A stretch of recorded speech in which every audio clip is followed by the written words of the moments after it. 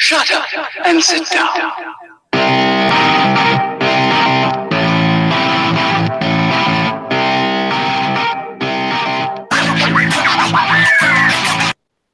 What is up, everybody? What is up? Welcome to this week's episode of the STS Guys. I am Jeremy.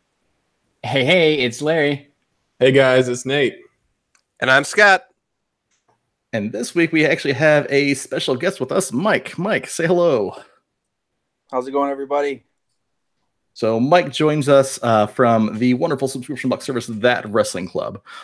So if this is your first episode of the STS Guys, welcome to the channel. We are a weekly podcast where we sit around, shoot the shit, and talk about anything geeky, nerdy, and cool. So I want to give a shout out to the chat. So what is going on, chat room? We got 6 people in already. Let's give a shout out to everybody. Matthew's Nerdy Nation, what's up? Colorado Funko Collector, Lindsay's Geeked Out Knickknacks, Only Emily.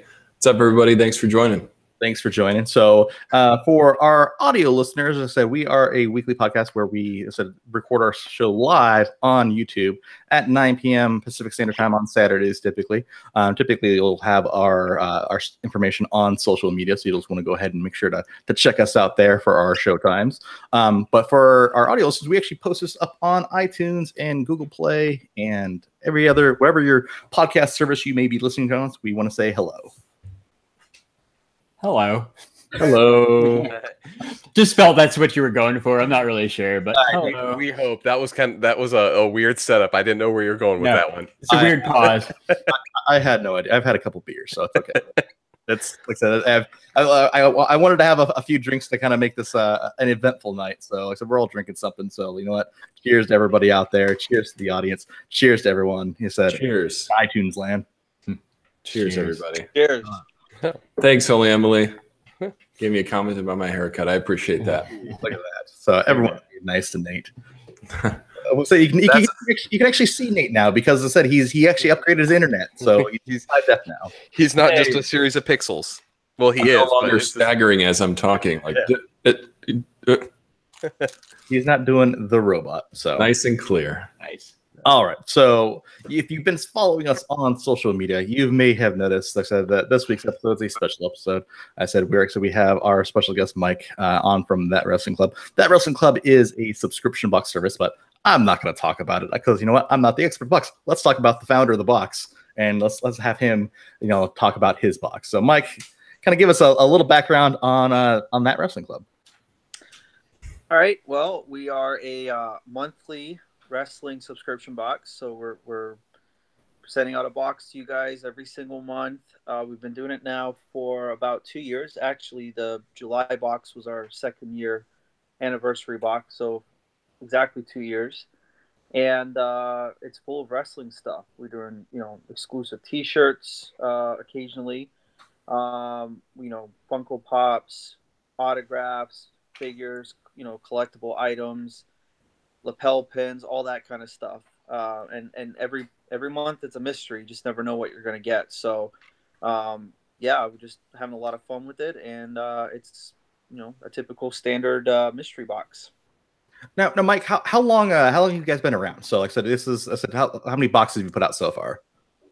Well, the one in July that just went out, that's our 24th box. So it's been exactly 2 years. July 2016 was our very first box, and then we just shipped out July 2018, and we're getting ready to ship out August in a couple weeks. Awesome. Well, congratulations on the 2 years. Like I said, that's a huge accomplishment. Like I said, thank you. Congrats, man. I was gonna say one thing that you do though that I actually really like is that you have different levels to your boxes, right? Which is it's not a one box kind of one and done thing, right? Yeah, so we have our heavyweight box is kind of our top box, and you're going to get all the items in the box for the heavyweight box. The cruiserweight box, we had a lot of people reaching out saying that they have too many wrestling T-shirts, so we eliminated the shirt from the cruiserweight box, and that box pretty much gives you everything else that you're going to get in the heavyweight box without the T-shirt, and of course it's a little cheaper. and we have a bunch of lapel pin collectors because I know lapel pins are becoming very popular.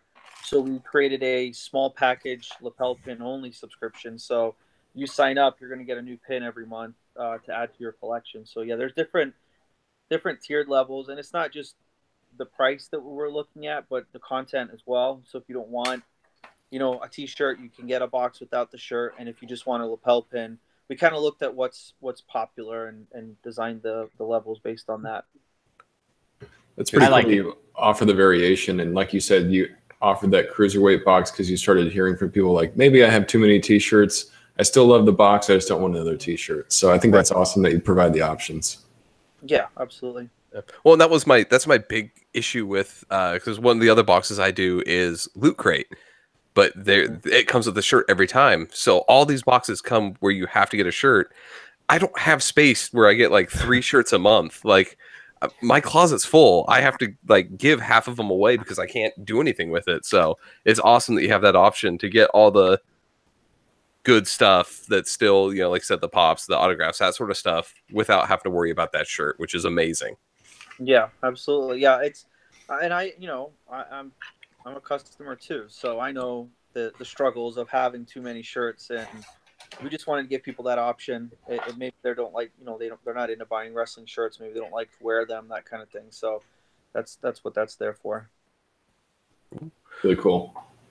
So, and I'm taking a look here, and it looks like we got two folks here that in the chat. It looks like only Emily just ordered hers. Are going through, and Nerdsmith just got his first box. So Nerdsmithing, what did you think of that first box that you got, man? Well, I know Nerdsmithing collects pops, so I'm guessing he got drawn in by the pops just like I did. Yeah, and those are autograph pops, right? So Larry, you get the subscription box. What was it this month? So I've got my Alexa Bliss WWE Superstar Diva right there. It's a little hard to see with the glare, but signed an awesome blue paint pen. We actually unboxed this box live on the podcast last week, so we can get out right away. But everybody was impressed that that wrestling club ships their pops and pop protectors.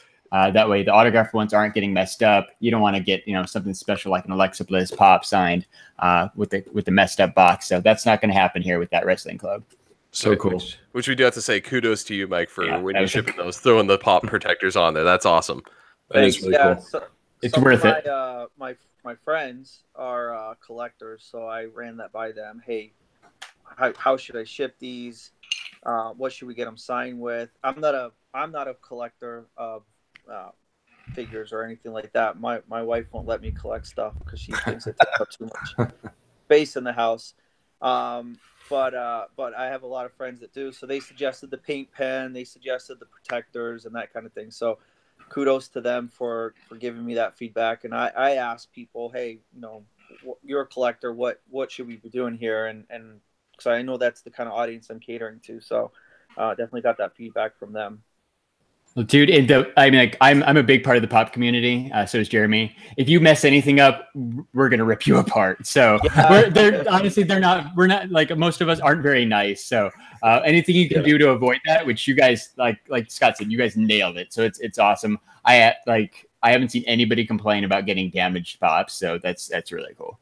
Yeah, like any collector, condition's a big thing. So when they see that you're taking that extra mile to make sure it gets to me safe and sound and in mint condition, that means a lot as a collector. Like, I'll go back for more because I know it's gonna come to me and arrive safe.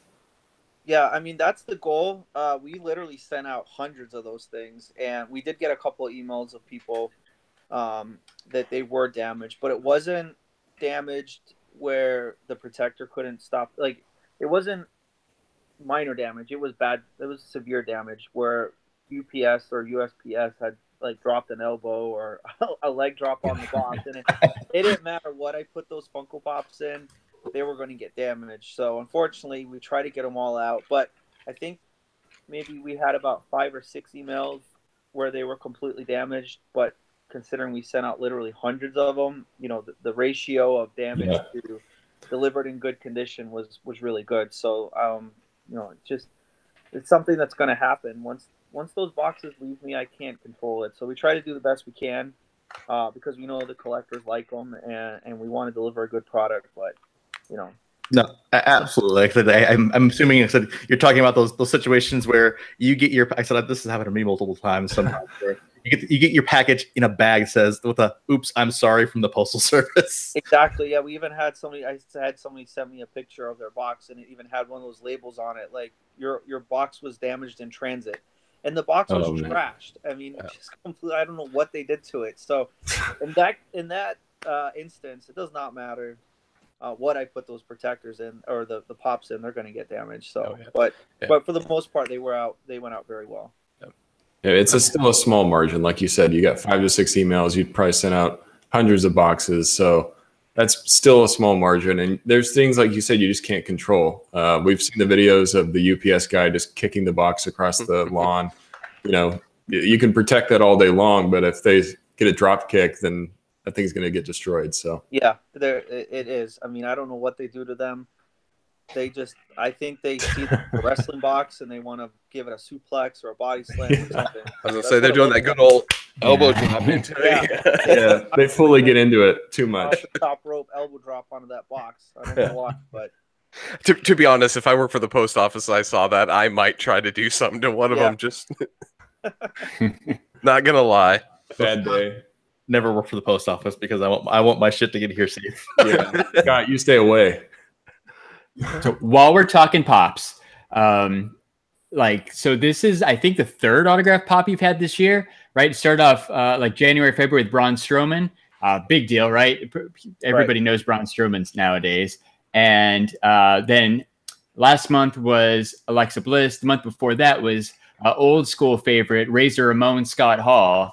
I got that one too, right? I only signed up. You actually got the Wrestling Club got my attention with that Braun Strowman box.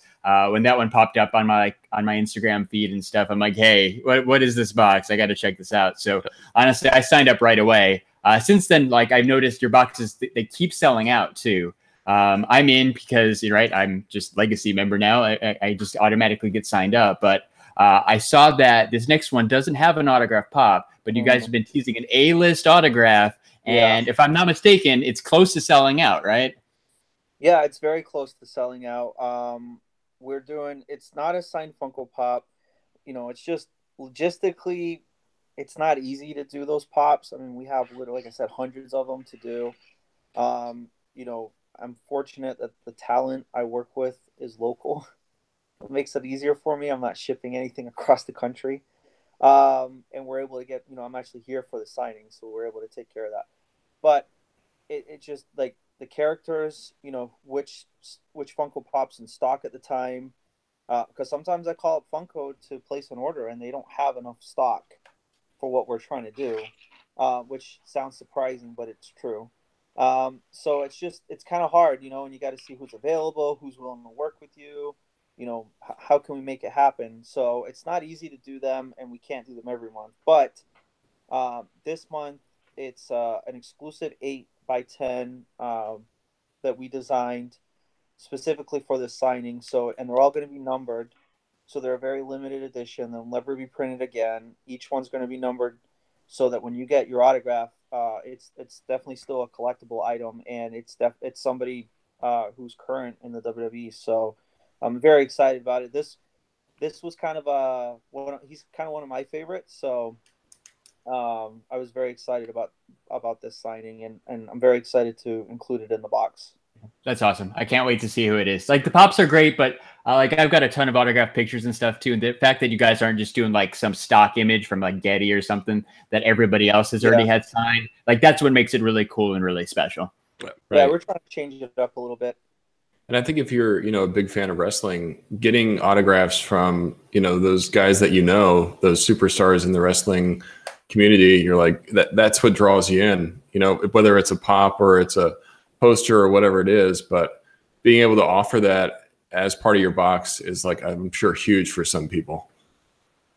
Yeah, I mean, you know, I get all kinds of emails when the boxes go out. I get some people who, you know, they don't live in near a major city where they have conventions, or you know, the Comic Cons and stuff that come around. They they don't feature wrestlers, or it's always the same wrestler. So, I mean, to get, like, we've had AJ Styles, Seth Rollins, all these guys in our boxes. I mean, if you go meet AJ Styles or Seth Rollins at an Access or a Fan Fest or something like that, I mean, you're going to pay a lot of money to meet them. And unless that event comes to your town, you're traveling, you've got accommodations. I mean, all that stuff racks up.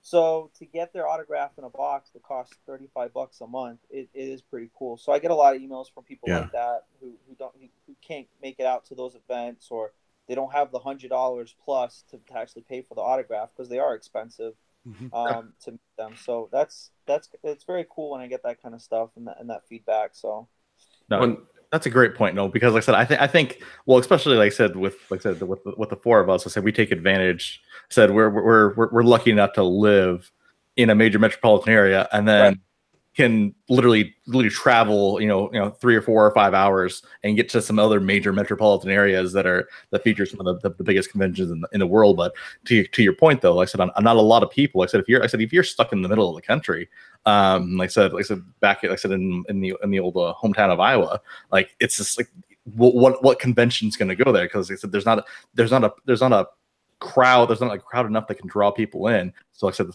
this service is the perfect thing for them. Yeah, and there's some people out there that they don't like getting the autographs in the boxes because they would prefer to meet the wrestler, and I totally get that too. So, it's just it depends on it. You're catering to your audience, so it depends on what people want, and the people that sign up for the box like to collect the autographs. So, it's really cool.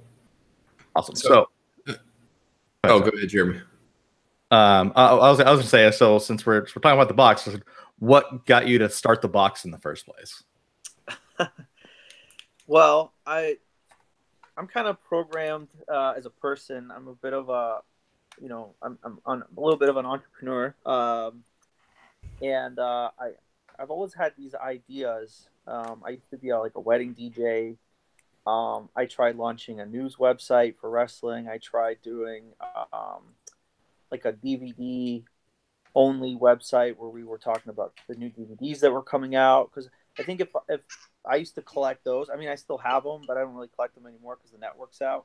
But I've tried a little bit of everything, and I actually stumbled upon the mystery boxes about 2 years ago now, and I was kind of intrigued by the fact that they had autographs and figures and how, like, I mean, if you take the items that we're putting in these boxes and you add, like, if you go into the store and buy them, you buy an elite figure for $20, you buy a shirt for $20, you buy an autograph for $20-$30, that adds up very quickly, and it's a lot more than the $30-$35 that we're charging for a box. I mean, you're getting a great value, and that kind of, like, it blew my mind. How do they do that? Like, how do they create these boxes, buy the product to put them in there, and then actually sell them and make a profit? And then how do they get the wrestlers' autographs? How do, like, just the kind of like the mystery of how it all came together kind of intrigued me, and I was like, you know what, I want to give this a shot, and that's kind of how it started. And then it's been going on now for 2 years, so kind of fell into it. Like I said, I saw like another unboxing of another box, and it just kind of pulled me in. Yeah, I'm glad you touched on that, because as you were talking about, how you get the autographs for the pops and stuff, it made me start thinking about the magic that has to go on behind the scenes to make all this work every single month. For all your subscribers, to make sure you have enough of everything. You're going to have enough autographs, you're going to have enough pops, like you said. Sometimes Funko might have limited supply. Was it just from like maybe people that in the industry that you were able to kind of set all that up, or is that just something that you had to start cold calling and saying, hey, I'm doing this box, let's form a partnership so we can do this monthly? Yeah. When I did my very first box, I had 15 subscribers, and it featured a Hulk Hogan autograph. I don't know if you guys know that or not. No. And it cost me, this was money out of my pocket. I didn't have any business money. So out of my savings, I bought these autographs. It cost me more for the autograph than what the cost of the box was. But I knew that if I wanted to get people talking, I needed to do something big. And because it was only 15 subscribers, I actually asked Hulk to personalize the autographs, which he did. So our very first subscribers actually got an 8x10 of Hulk Hogan personalized in their box, which I thought was really cool and never done before. But when I did that box, I didn't know anybody in the wrestling business. I just dove into it, and that's not something I would recommend people doing. But at the time, that's what I thought was best. I just jumped in and I'll figure it out as I go along. And that's kind of what I did. And now 2 years later, obviously it's a lot easier for me because I've made contacts and that kind of thing, but it's still hard. But I don't know how I made it from the first box, really not knowing anybody. I should have established those connections beforehand. I didn't do that. I just let's just do it, whatever. I can imagine that must have been so daunting. You're thinking about it like, oh man, what did I get myself into here? But yeah, I could have jumped out at any time, but because I'm a huge wrestling fan and I love the wrestling business, and I can officially say I'm in the wrestling business now. Back then I was not. cool. But now that I'm in there and I'm involved with promoters, I'm involved with the wrestlers and being a part of that business, it's really cool. And that's what keeps me going, is doing all these cool signings and meeting all these cool people. And, I'm having a blast. And it's the fan in me that's kind of living this great job now, meeting all these different people and stuff. That's awesome. It's become kind of like a lifestyle now for you. So that's really cool. So you did something pretty awesome last weekend, I think. You guys put on that wrestling event in Orlando, your own kind of wrestling convention. Yeah. How'd that come about? Well, it started when I was doing, I did WrestleCon when they came to Orlando last year. And that was my first ever wrestling convention. We had like Kevin Nash there. We had Al Snow, Mean Gene, and I loved it. I loved the convention. I loved, actually meeting the wrestlers, and I thought it was such a cool idea to bring, the wrestlers into the town and fans have the opportunity to meet them, get autographs, that kind of thing. And so I did that one. And then later that year, I did the big event in New York with a buddy of mine. And it was on the way home from, I had such a blast at the convention. It was awesome. Afterwards, we were at the bar at the hotel and hanging out with a few of the wrestlers and stuff, and had a few glasses of wine. And that's where it came from, actually, was just I got drunk on the plane on the way home. And I was like, that's it. I'm gonna have a wrestling convention. And I did the same thing. I jumped into it, and I kind of probably was a little bit over my head, but I didn't really know what I was getting myself into. I just thought it was a really cool idea at the time, and pitched it to the wife, and and then it happened. It just happened. Hey, first off, some of the best and worst ideas happen when you're completely bombed. So yeah, I'm glad that yours worked out. And I think it's awesome, man. Great ideas come from. Yeah. I saw, right, like your feed's usually just pictures of the boxes and stuff, but I saw that picture you posted up of you, Kevin Nash, Scott Hall, and Eric Bischoff. Yeah. Like that's really cool. Just to have that picture, but to know that you're the one who set up that event that brought them there. Like that's so cool, man. Yeah, it's definitely inspiring to see you take this dream and kind of just go with it. And it's really worked out for you. And now it sounds like it's become a lifestyle, and obviously you're passionate about wrestling, and now you're part of the community, and you have a job in the industry, and you can see these guys all the time, and you're giving it back to other people too, so they can enjoy it. Yeah, really cool. that's kind of, that's why I do it. It's not really about the money. For me, I love doing the boxes. I just, I'm a huge believer in you only live once, and I don't want to look back on my life and man, I should have done this, or man, I should have done that. If you've ever thought about doing something and something's holding you back, just go for it. Just try it, because the last thing you need or you want is to look back on something and regret not doing it, and the convention, it was a success in some aspects, and in some aspects it wasn't. But I don't look at it as a flop or a failure. but I look at it like I did it, and I don't regret anything. And we're talking about doing another one. Yeah, But, that's what I was just going to ask you. I'm like, are you planning on doing more conventions? Because, like I said, one of our listeners says I would love for them to do a wrestling convention here in Seattle. So, do you have plans for more conventions, maybe in other parts of the country? Probably not in other parts of the country because there's just so many of them out there. But Orlando doesn't have one. And when I was talking to my buddies, I was saying, "Hey, we're going to do this convention in Orlando." They were like, "Well, that's really stupid because Orlando's a horrible market." And I was like, "Well, I'll show you who's stupid. I'm going to prove you guys wrong." But they were right. Orlando is a very, very hard market. I don't know why, but it is. So it was very challenging to do it here. But I actually had people come up to me and thank me. They shook my hand and told me, "Thank you for doing this.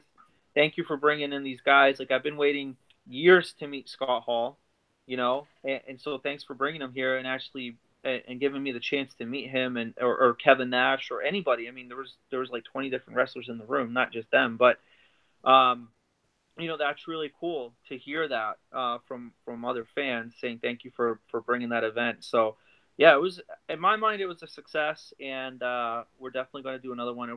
It'll probably be in Orlando, just so we can build it up here. But never say never. I don't know what's going to happen next, so who knows?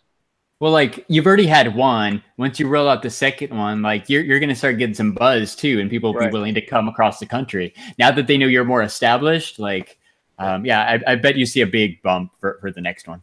Right. I was just going to say, it's one of those things you started out and then it kind of just builds over time. You get those devoted people that always come, and then they start spreading the word like, "Hey, this is a legit event." Right.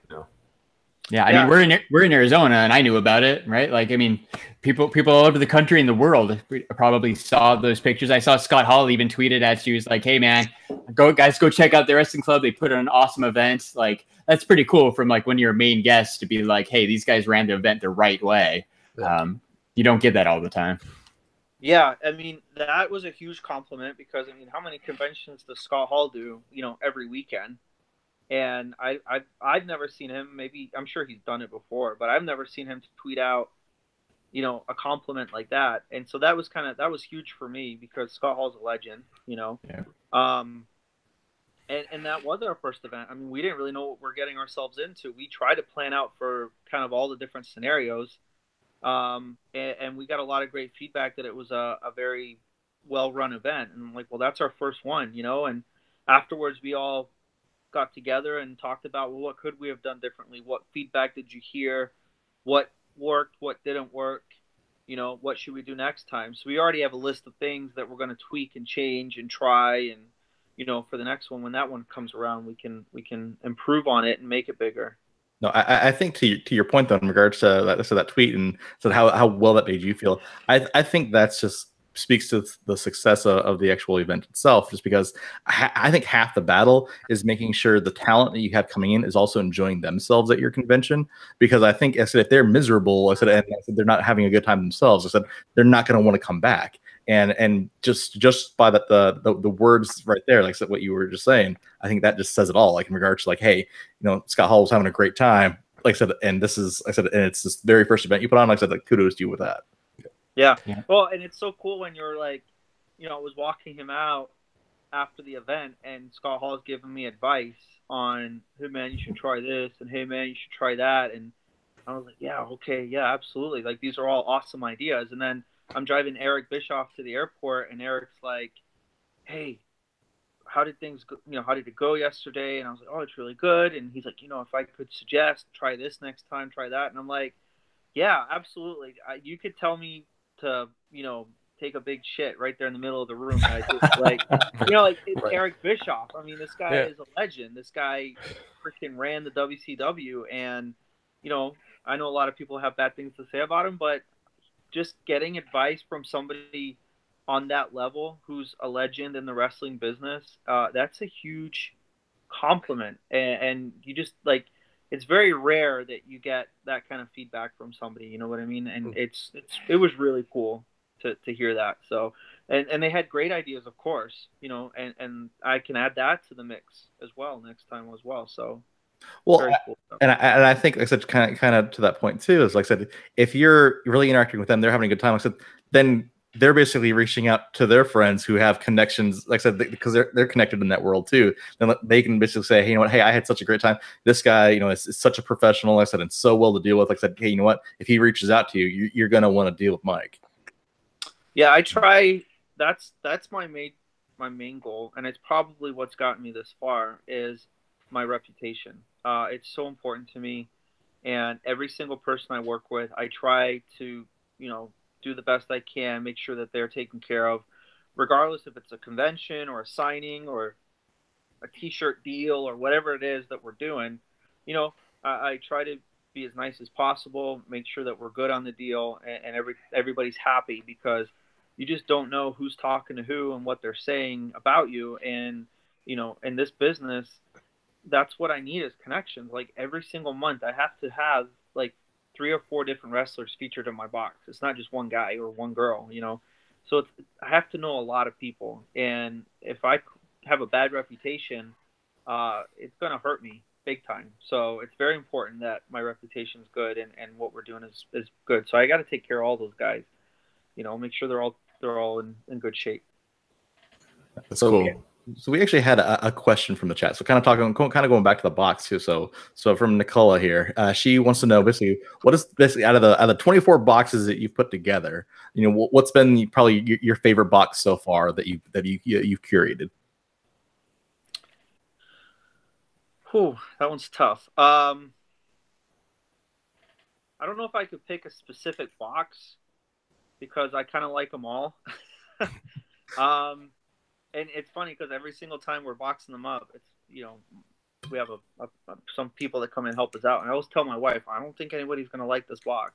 And every single month we get like a great response. So I always feel like I'm my worst critic.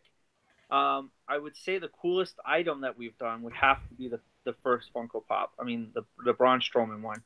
Like no other subscription box or wrestling subscription box has put signed Funkos in their box. And to be able to actually do that and put it in every single box. I'm not talking like, oh, we're going to put 10 Funkos in some random boxes. No, every single box, heavyweight box, in February was given a Braun Strowman Funko Pop, which was autographed. So just being able to accomplish that and be the first box to do that was very cool. And I don't know if you guys know or not, but Braun is very hard to get signatures from at like the airports and stuff. He doesn't do that kind of stuff unless you go meet him at a signing. He's very hard to get an autograph from at the airport, especially on Funko Pops and figures. So just being able to kind of bring this autograph to our customers was very cool. But I mean, there's so many other cool items that we've done, but that's probably the coolest one that I could think of right now. So I got just an add-on to that. As you go through, is there anything specifically that you'd be like, the kind of holy grail of being able to put in a box? Is there any item that you're like, I want this thing, I haven't been able to get it yet, but this is what I want to add into a box? Yeah. I mean, if I could, I would sacrifice like my left arm to get an Undertaker autograph. But I mean, being realistic, it's probably not going to happen. I mean, the guy just like, he doesn't hardly ever do conventions as it is. I mean, yeah, it would be one of those like impossible things to do. But if I could, that would be the autograph I would get. If I could choose, like, money didn't matter, nothing else mattered. It was that easy. I could just randomly get this guy's contact information and give him a call, and we were just gonna do it, you know, and we're gonna get these autographs. That would be it.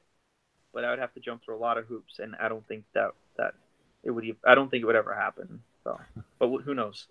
Yeah, never say never. There's always possibilities. Right. Exactly. That was a possibility. Yeah, that's cool. So, you know, obviously you've been into wrestling. It's been a part of your life. So when you're growing up, I have to ask, like, who's your big wrestler? Oh, it's always been the Undertaker. I'm sorry, what was that? It's always been the Undertaker, always. Nice, Undertaker. Yeah. That's awesome. I mean, second would have to be Steve Austin. But Undertaker. I just think that the whole gimmick, the whole persona, I mean, this guy is 7 feet tall, diving over the top rope, walking across the top rope. I mean, the guy's a legend. He's been at, more WrestleManias than anybody else. He's just, in my mind, he's the greatest wrestler that ever lived. But, that's just me. It's cool. Awesome. What about you guys? Nate, who is your favorite wrestler? So I wasn't ever huge into wrestling, but I did watch a lot of it when I was a kid. I had one of those like stuffed plush guys. I don't know if you guys remember them. It was like the wrestlers that were stuffed. Yes, the wrestling buddies. Yeah. Yes. Yeah. Hulk Hogan was the one I always went to. Hulk was like, the wrestler I knew the most. He was in movies. I used to watch him wrestle, and I had, that wrestling toy, whatever it was. So Hulk Hogan for me. Awesome. Scott, we know you love Scotty Too Hottie, but was he your favorite? Scotty Too Hottie. Gotta be my favorite. You gotta love the bleached hips, right? Like, oh, gotta love it. No, I got two. I think we talked about this before, but one of mine is Randy Macho Man Savage. I mean, come on, who didn't like him? And then, dude, I got to give out love for Andre the Giant, man. Like, I love that guy. Rest in peace. Rest in peace. But yeah, no, Macho Man all the way. Good choices, man. Jeremy. All right, so and this is actually a kudos to that wrestling club too. Is I'm gonna throw out Jericho just because, like I said, you have the list inside the box. I'm like, that had the list. That's pretty awesome. Like that is such an awesome play. The card insert, the list of the list of July. What better way to name the list of things, right, that you have in your box? Those are usually boring, but that one always puts a smile on my face. So we also have looks like Nerdsmith thing, who just got his first box. Is he's saying Ultimate Warrior in the 1980s, and then Shawn Michaels. We got Shawn Michaels, Hogan, Rock, Undertaker, Triple H, Stone Cold, of course. I think my favorite two are the ones you guys mentioned, Macho Man and Hulk Hogan. Wait, Hulk Hogan, like old school WWF superstars, and then Hulk Hogan NWO too, man. Like do that whole run. So just so we know, Larry, I'm thinking back to our Halloween episode that we did here. When you were about like 7 or 8, who did you dress up as? Oh yeah, man. So yeah, like first grade, Larry dressed up as Sergeant Slaughter for Halloween in one of those plastic socks with the crappy mask, and I have the picture. Thank God. Yeah, way to go, Mom. I got the picture of me in that Sergeant Slaughter costume. It's awesome. Awesome. Right, I've been into wrestling since as long as I can remember. I remember like fake wrestling with my dad. It's like the Killer Bees. Like we pretended to be like a tag team and stuff. I had all the LGN figures. Yeah, like I've loved it forever. I think that goes back to the thing. Like I think all of us like that's the like wrestling was the shit back in the day because you could like beat each other up and like it was fun and no one really cared. You're like, oh, we're just wrestling. Like it's the same thing these guys are doing on TV. Yep. Like wrestling was part of like everyone's childhood, especially back in like the 80s and 90s. Like that was like the rite of passage growing up. No, Scott, you're totally right. So me and Mike were actually talking before the podcast started about. I'm like, okay, Mike. I'm like, you had to have had. He said the backyard wrestling because I think everyone that was basically said a kid at that point in time had the backyard wrestling set up, and so like I said we all did that. Yeah, for sure. Yeah. With the cardboard belts that we made ourselves and on the trampoline and all that other stuff. Yeah, I did all that stuff. See, I always got in trouble because we did the backyard wrestling, but we did it in the just in the basement, and there was plenty of holes in the drywall. So,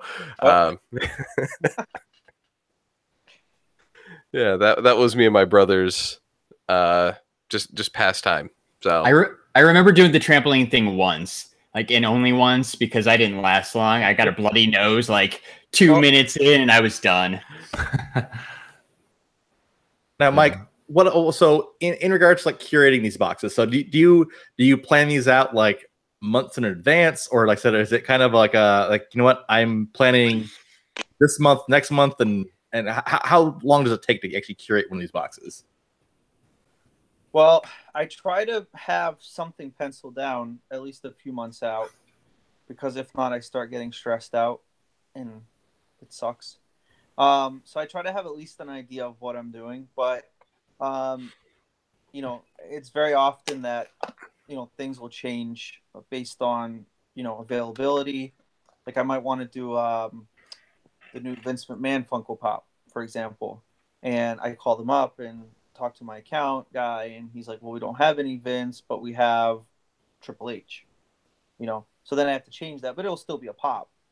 Sometimes I want to try to work with this wrestler, but they want more money than what I can offer them, or they're not available, or whatever the case may be. So then I have to try to find somebody else. So, there's a lot, especially when you're dealing with like 4 or 5 different items. There's a lot that plays into it. Sometimes I'll like have an idea for a lapel pin, but then something cool happens in WWE or, the Bullet Club or whatever the case may be. Something big happens, and then it's like, okay, well, I'll put that idea on the shelf, and then I'll run with this one because this just happened, and it would be cool to do a pin based on this. So, I try to have something penciled down, but a lot of times the items will change, and then we'll put put my original idea on the shelf and do it a different month. Oh, awesome. I can only imagine, like I said, how how much time goes into just kind of like putting this box together. Okay, hey, if I get this item, this item doesn't work out, so I have to have this on backup. I can only imagine the time and effort and kind of stress that goes into the basically going into that box. And then you get that sigh of relief. So once that batch for the month goes out, then I said the whole process starts over. So that it's all over next month. I say to my wife every month, that's the best feeling of the month is when I see the mail truck leaving from the pickup, and I just feel this like sense of relief come over me, like it's done. The box is out. Yeah, I have to get working on the next one, but that's okay. I have a couple days where I don't really have to do anything, Mm-hmm. So we have to pick it up again for the next month. So do you have like a team of people that help you, or is it like all you kind of prepping these boxes every month and putting everything together? And well, it used to be. It's a very small business. I think I do a very good job at making it the perception that we're huge, like we're Loot Crate or something, but we're not. No, we're very small, and for the longest time, it was just my wife and I that we did the boxes, and she's not even a wrestling fan, so she's like, I don't know why we're doing this, but let's do it, kind of thing. But recently, they've become more and more popular, so we've started having to bring in extra help. My friends help out, and they fold the boxes. And I remember when I first started, I used to stamp all the boxes. So it's like as the boxes grow, we have to adapt to the demand. So I used to stamp all the boxes with a little ink pad, and just because we wanted them branded. And it was about a year ago. I was doing it was a few hundred of them, and by the time I was done, my fingers were all blistered and stuff. And I was like, "That's it. I'm getting a stamp, like a professional print on these boxes. I'm not going to sit here and stamp these things every month." So we went. I got them. I designed the box, and then I took it in and got the stamp made. So now when I pick them up, they're already stamped. Yep. Same with the printer. Your box looks awesome, by the way. Oh, it is a very cool looking box. I mean, right? You gotta have like something on there. So yeah, doing the old school stamp was awesome, but these boxes right here are amazing. No, that old school stamp sucks, man. Like I was so happy to throw that thing out when I was done with it. It was horrible.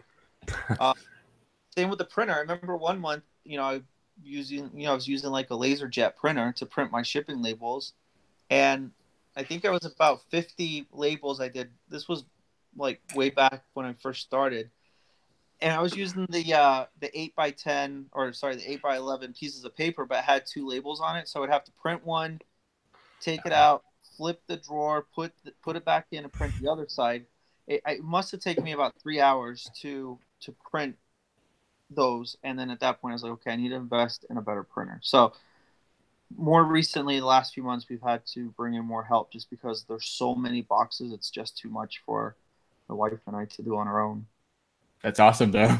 Right? Yeah. It's a good problem to have. It's a good problem to have. Yeah, it is. It's yeah. a good problem. But yeah, there's been a few months where I ran out of boxes, so I had to to buy extras that were not branded. So then I get emails from people like, why was my box not branded? Are you guys changing boxes? I'm like, no, we just ran out. I didn't order enough. I'm a dumbass. Yes. Thank you for reminding me that I didn't order enough boxes this month. But no, it'll be branded next month. That's funny.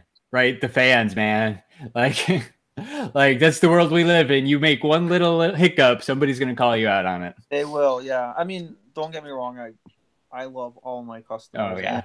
Yeah. I've become friends with a lot of them over the last few years, and I have customers that have been subscribing since the very first box. I mean, it's just insane That's how cool. loyal my customers are, and I try to take good care of them and do the best I can for them, and I really appreciate them sticking with me this long and growing with me as well. So it's been awesome. But yeah, they notice everything. So. But it keeps me on my toes. Yeah. Speaking to your fans, though, so I know that they said there's recently launched, like I said, a Facebook community. So was that something you started, or was that one of the fans that's kind of started like the community, and then you kind of jumped on board? I've had people asking for it. When we do Elite, I think that was the biggest thing, because when I do Elite action figures, that they don't sell like a specific, they don't sell individual characters. Like if I just want an AJ Styles character, figure, they won't sell that to me. So when I buy them, they sell them in a series. So every series has about six different characters in it. So people get a character that they don't want. They wanted somebody else, so they've been asking for a community where they can go in and trade stuff and talk about wrestling and all that kind of stuff. So we created that for them. I think we have about 100 members so far, something like that. It's cool. I see that growing, because I think that's what also a lot of these box companies need, especially if there's slight variations in some of the boxes and things like that. Kind of to your point with the Elite figures, I think it kind of brings people together. I think that's also a good way for you to actually have kind of a pulse on the community too. So that way it kind of gives you insight into, like I said, how's the reception of the box and what else I could possibly do in the future. Yeah, and I'm all about trying to create environments for wrestling fans to get together and hang out, because I don't think there's enough of that.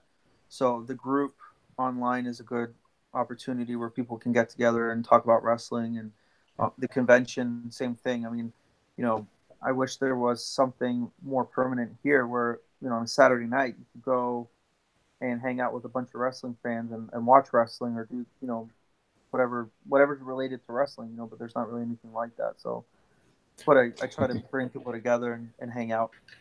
Sounds like you're making some plans for 2019, because that's a pretty good idea. Right, there needs to, honestly, a long time ago, I thought there needs to be a wrestling themed bar where you get together every Monday and Tuesday night, watch Raw, watch SmackDown. Everybody comes in on Saturday, right? You get some beer, get some pizza, hang out, play wrestling video games.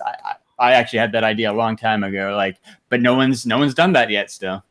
Well, I was very close to trying to open up a wrestling store here in Orlando where we would sell all that kind of stuff and get people together and do stuff like that. But it's so much overhead for a retail store, and I don't think people would come enough to justify it. I'm sure on a pay-per-view night, one day out of the month, you get a good turnout. But what about the other 29 days, and it's very hard to do that. And retail's on its way out the door right now. So yeah, and you might get there eventually, but that build up, the amount of time it would take, you just would be profitable. Well, and just think too, you only have to worry about 5 or 6 items for your boxes, right?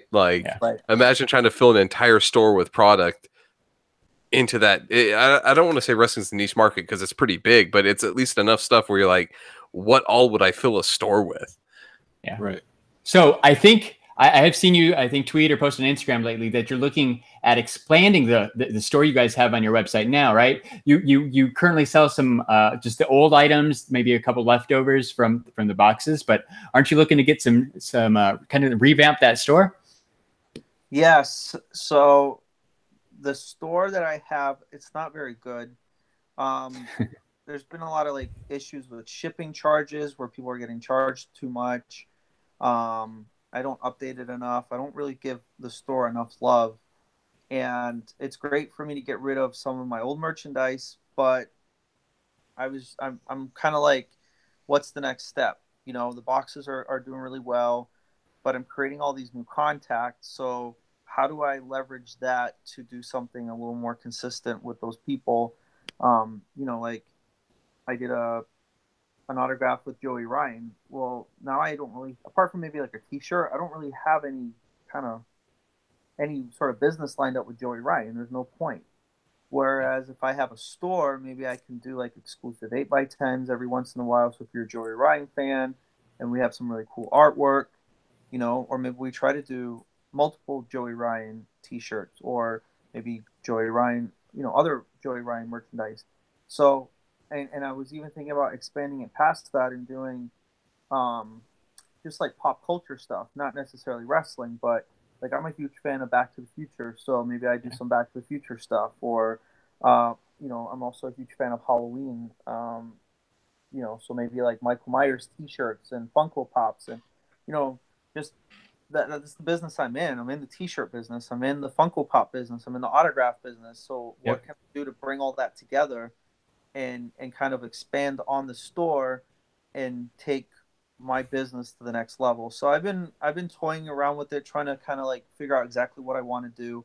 The biggest thing that's holding me up right now is the name. I don't know what to call it. I don't want it to be wrestling related, but I want it to be really cool and catchy. So I don't want to jump in like I told you before. I kind of jump in everything. So I'm trying to take a step back and maybe like think about it a little more instead of just getting drunk. And no, I'm not. I'm just kidding. Need to get a little more drunk. Come up with that really good name. Yeah. But like the hard thing is, you got to get the .com. You got to get the Instagram. You got to get the Twitter. Like all that stuff has to be available. It's hard, man. It is very hard, and everything's taken up these days. So yep. We know the struggle. It works. So we'll see where it goes. But and it's cool. Kind of giving me my store idea that I was talking about a minute ago, but online, so I don't have all that extra overhead and stuff. And who knows what it'll grow into. But so if you don't like your current store setup, I'm not sure who you're running it through. I would highly recommend GoDaddy's online store. I used to just sell some pins like a year ago. It worked really well. If you had questions, I'd be happy to help you too. But GoDaddy. Okay. Nice plug there, Larry. Nice plug there. Nice plug. Just sneaking it in there. What's the website? I'm sorry, I don't know if I caught it. GoDaddy.com. Yeah. I think if the work that you did, any indication, you know, like what you did for that wrestling club, any new ventures that you do are going to be amazing because it shows you put your passion into your work. It's becoming successful. I wish you luck in, you know, growing even further. And I know whatever you do is going to be awesome. Thank you. Yep. I agree. Do you have any tips for anybody who's just like starting out, like trying to build a geek brand, anything like that? Man, I would say just keep at it. You know, there's so many. And the hard part is there's just so many of the same thing. There's so many geek-related websites, but don't let that discourage you. And because if you have a good brand and you have a good product and you take care of your customers, they'll be very loyal to you as well. And that's important. And so, you know, you just like your podcast, you guys have been doing that now for a year. I mean, there's so many podcasts out there. You just got to stick to it. It takes a long time to get established. And even now, I mean, you know, we're doing a lot better now, but it's taken me 2 years to get here. And it's still not where I want it to be. Like, it's probably going to take me another couple years just to get to kind of where I want it to be, you know? So you got to try to think of something to stand out from the rest, which is very hard to do. And you just got to stick to it and just keep at it and pushing and plugging and, you know, try to get your name out there as much as you can. And you'll get there eventually. It takes a long time. And I think a lot of people who try to do stuff and it doesn't take off immediately get very discouraged. And I was like that too. But the best piece of advice I can give to you, especially if you're onto something good, you know, if you know you have something good, don't give up on it. Just keep pushing and it'll get there eventually.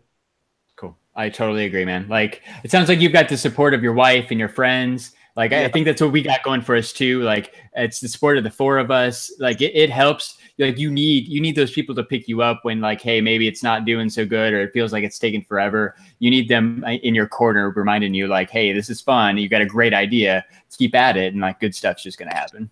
Yeah, that's exactly what happened with the convention. About halfway through, I kind of had a number in my head of how many people I wanted to show up, and we didn't hit that number. And I was like about 1 o'clock, I was like, I'm done. I'm never doing this. What the hell was I thinking? This is a stupid idea. Right. I'm going to hear about it later. And then afterwards, I tell all my friends, like, all right, guys, thank you for all your help.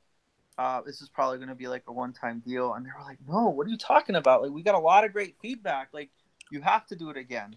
You know, it was such a cool thing, and we had a lot of people who liked it, and it takes time, and blah, blah, blah, blah, blah. And I'm like, you're right. You're absolutely correct. So, you know, I fell into that same trap where I was done on that convention and was like, man, this sucks. But now that it's over and I take a step back and I look at it, it was actually a huge success when I look at all the different elements of it.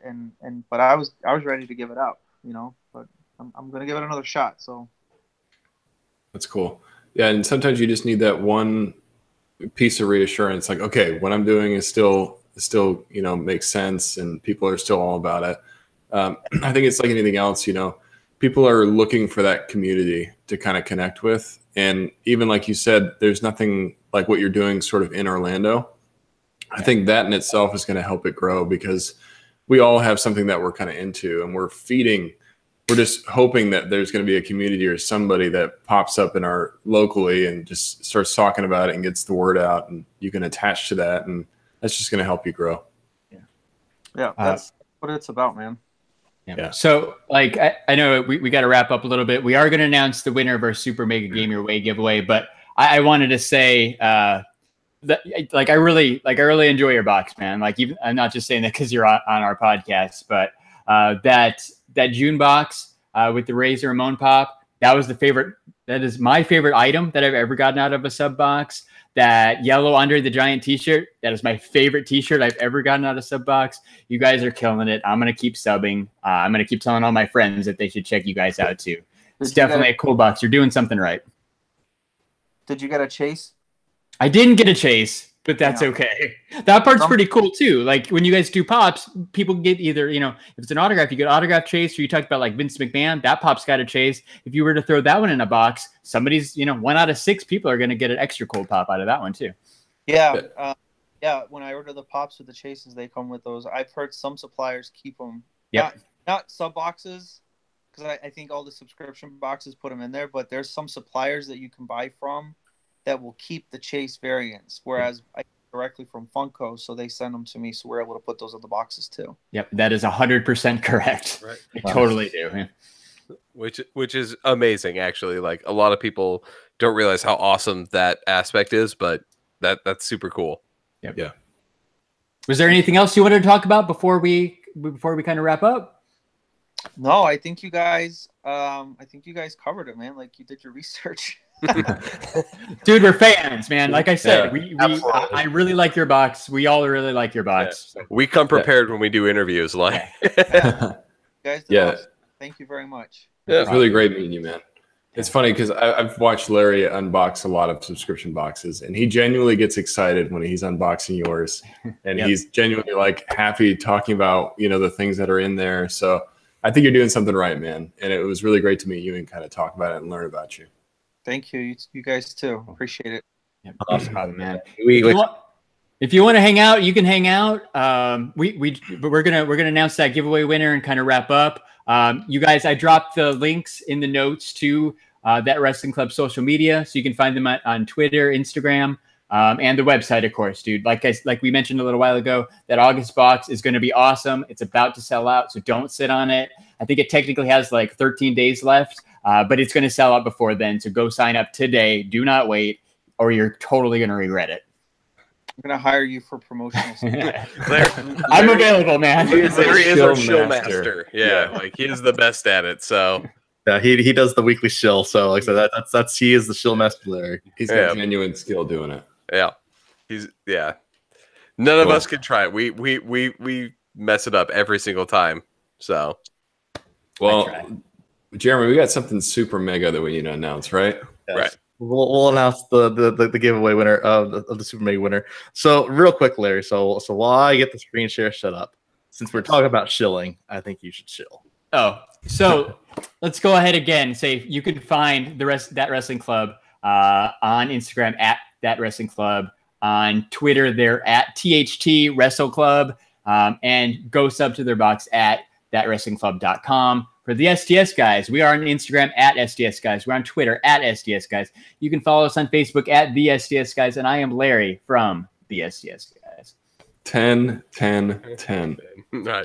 Just boom. It's just natural. Like I get it and I fuck it up every single time. Like it's funny. I've told Larry before when I'm doing mine, I'll look at Larry's videos and be like, okay, let me psych myself up. Let me do a shill here. The only thing I'm worried about is whenever I do a video of just me is like, how am I going to shill? Because I can talk about whatever's in front of me, but when I try to talk about myself, I mess it up. No, it's not that. It's literally getting to the end, and then you do the entire video perfect, and you fuck up the shill. Yeah, I'm like, oh god, I set Damn the it. wrong Instagram. Damn it. So let me get the screen share set up. Give me 1 second, guys. All right. Come on for another daily view. Come on. So let me log into Gleam. Got logged into Gleam. So first and foremost, 6,648 action. This has been our biggest contest ever. So thank you to all of you who entered. This was amazing. 11,288 entries. It's been nuts. So guys, it's awesome. So congratulations to everyone who entered. Good luck to the winner. Let's draw it right now. 614 people, unique people entered. Let's go and see who won. All right, we're drawing Giovanni. So watch a video. Oh. Hey, Daily video. Daily action. It was correct. The daily action got it again. That is 3 times people won just from watching a daily video. So that goes. So congratulations, Giovanni. You have won. Said you have 2 weeks to go ahead and contact us at STSguys.com, or so you can DM us on Twitter or Instagram or any of our social platforms, and we can go there. We'll have you send an email regardless, so that way we can verify you are you. So that way we can get your prize pack sent out. So just to remind everybody what Giovanni just won. They won a $60 GameStop gift card. They won the Razer Kraken 7.1 Chroma headset, and then the Cuphead Funko Pop. So from my personal collection. From Larry's personal collection. So again, if you are Giovanni, email us at contact@stsguys.com. Nice. So what we were saying holds true to this date again. Daily entries and our contests are where it's at. So make sure. It's been what we've had five of them on Gleam, right? Yeah, 5 Three have been daily videos. One of them was a person subscribing, and I can't remember what the last the fifth one was. The Twitter subscriber, a Twitter one. But like those daily videos have won 3 out of the 5 subscription or the 5 contests, so they are worth it. Yep. So we're gonna be running another contest soon. It might be centered around our 50th episode coming up. I said, if there's something special you want to see in this next giveaway, let us know on one of our social platforms. Like I said, because we want to basically curate this to you. This is our 1-year anniversary, 50th episode kind of a contest that we'll be running. So make sure you let us know what you want in the box. We'll throw some cool stuff in there, but we want to make sure we're throwing stuff in there that you want to see as well. Instead of basically stuff that we just choose. We thought this was pretty cool. So that way, since we've been expanding in a little bit of gaming lately, so that's why we wanted to go ahead and launch with the Game Your Way giveaway, our official largest contest to date. But let's blow that out of the water once we launch our next contest. Like I said, I want to get at least 15,000 entries in the next one. So we almost got 12,000 with this one. I think we're doing good. Awesome. Congrats. So it's going to be awesome. Thanks to everybody that joined. Yeah, it's been awesome. So for episode 46 of the STS Guys, I have been Jeremy. Hey, it's Larry. Hey guys, it's been Nate. And I'm Josh. Wait, Scott. Josh. We've had good old Josh from that wrestling club. So Mike, thanks for joining us. Thank you, Mike. Yeah, thanks Mike. Have a great night, chat. I said we will catch you on the flip side.